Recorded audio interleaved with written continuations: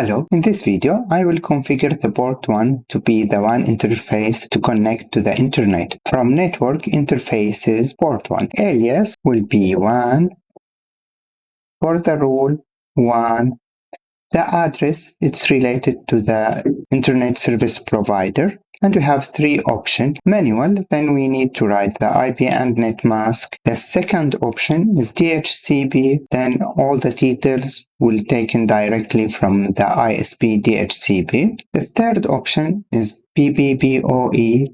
In here we need to write username at the password that it's given from the ISP. Now, if you want to use the ISP DNS, this option must be active. Override internal DNS, otherwise must be disabled. And this option to get the default gateway directly from the ISP. Now, for the administrative access, I prefer to disable all the options and keep the access only from the LAN interface. No access will be from the WAN interface.